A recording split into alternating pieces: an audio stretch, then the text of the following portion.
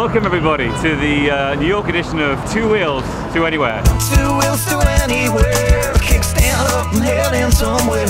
While you're waiting for the lights to change, we'll be. This is truly an honor for me to be in a position where people want to honor me and want to pay respect to a career that was really a hobby of mine, you know, and I was lucky enough and fortunate enough and blessed enough to turn a hobby into a career. Join the Two Wheels to Anywhere team at the 2009 International Motorcycle Show in New York City.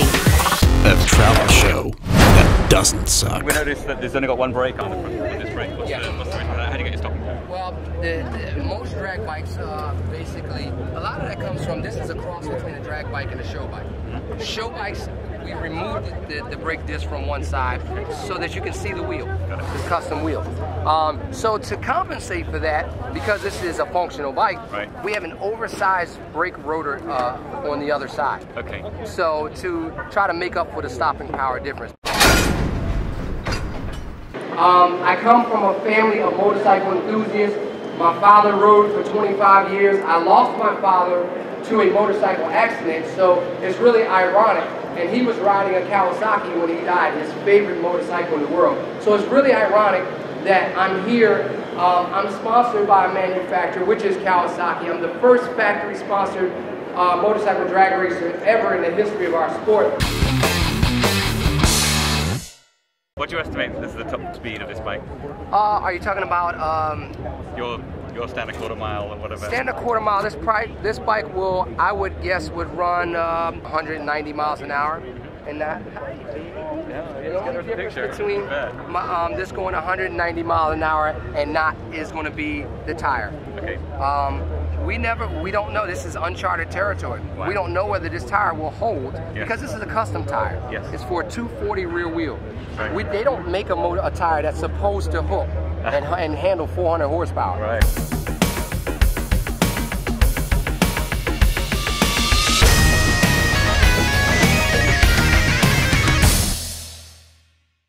Ladies and gentlemen, the RG 25 years tribute motorcycle.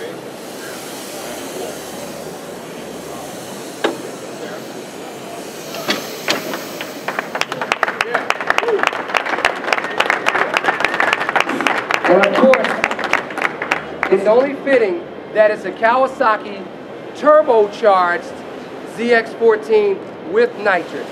The bike makes 440 horsepower to the rear wheel. So if you can imagine 440 horsepower on a custom motorcycle. Steve, tell us about some of the problems and some of the trials and tribulations you had in building this motorcycle and how many times this bike had to come together, be taken apart, put back together before it was done. Okay, everybody, what do you think? Yeah. All right. Well, let me tell you, the hardest part in the custom world industry is you get a lot of great components, but putting them all together, making everything fit. Custom world, in my mind, means you need to take the best products that are available. Now, Rickey has some of the greatest sponsors out there. So you take all these great components and you have to pull them off in a way that's never been done before. And I tell you, I am real proud to say that Kawasaki, providing with us the ZX14 Ninja, is the best bike to start out with. How you doing? I'm Steve Kehler, owner of Tricked Out Custom Cycles. Right. So what got you into the whole the custom cycling thing? Where did you all start? Where did the inspiration come from? I tell you, in the early 80s, I started this when it was just all about racing. Looking good became secondary. I kind of evolved and one of the forefathers of doing the custom motorcycle industry in the United States. I've been doing this since the early 80s. Right. Yeah. Wow. Okay. And where did you get you in? So you got that whole thing. You mentioned it several times. Functionality. Yes. So it's got to work. It's got to perform. And then it's got to look good. Yeah. No eye candy bikes with me.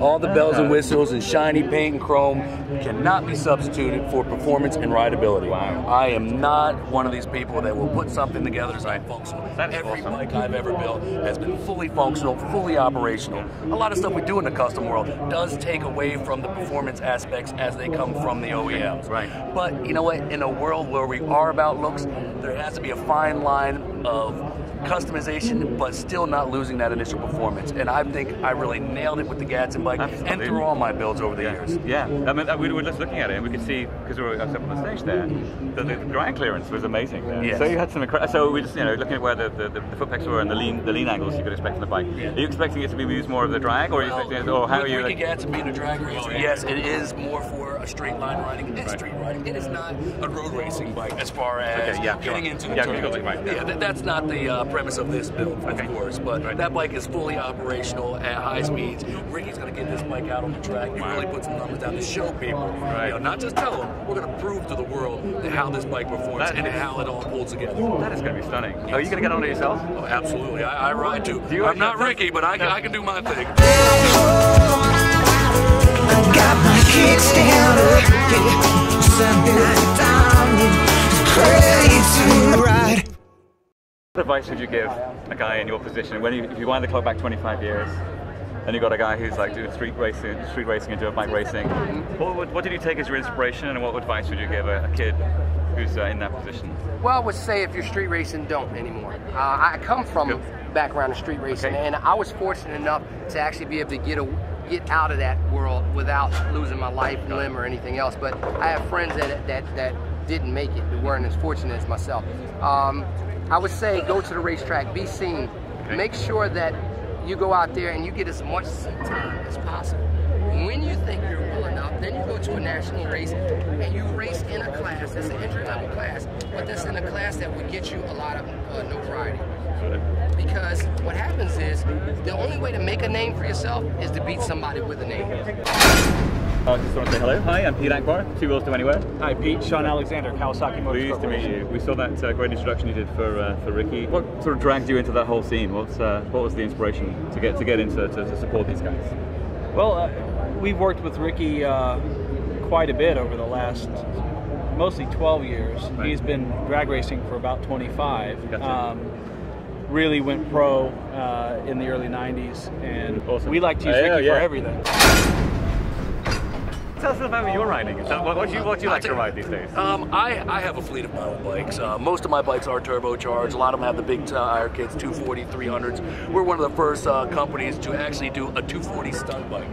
I have in-house one of my employees that rides for me, stunt rider Ed 1000. Just like me, when I go to shows around the country, I'm the inventor of the street legal four-wheel Hayabusa. Yep. I've invented the TT Busa, the trike with the two wheels in the front. I go to shows, I'm riding those bikes on the streets. They don't come in the trailers, they don't leave on the trailers, they leave with me sitting on them, twisting the throttle. That is stunning. Right. So what about Ryan? What's your favorite bike at the moment? What are you going to get on when you get back home? Right now, I'm actually working on a ZX6 that we're going to be actually doing another 240 stunt bike for Kawasaki, and I'm going to have my stunt rider go out and prove that on. I also have a ZX10, the King Kawasaki, which is one of my personal favorite bikes I built for the Metric Revolution biker build-off a few years ago. You can't be intimidated by anybody. When I was coming up, I think one of the things I had in my favor is that I wasn't scared of anybody because I had nothing to lose and everything to gain. So, I didn't worry about who was in the next lane because I'm not supposed to beat him anyway. But if I did beat him, now we got a new star. That is awesome. My first bike that I'm proud to say was actually an 85 ZX14 engine. That was my first street bike. Wheels to anywhere, kickstand up and heading somewhere. While you're waiting for my life to change. And she's 20 months old, and she's already a motorcycle nut. Win or lose, didn't care. I'd come back next week with the bike looking different, and they'd be like thinking of somebody else.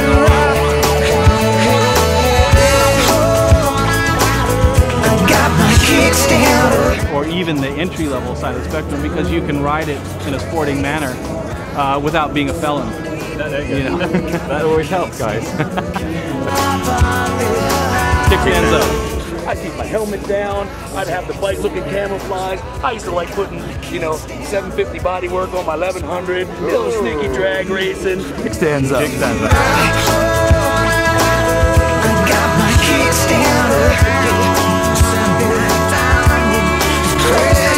This is Rickey Gadson from Kawasaki Drag Racing and Kickstands Up.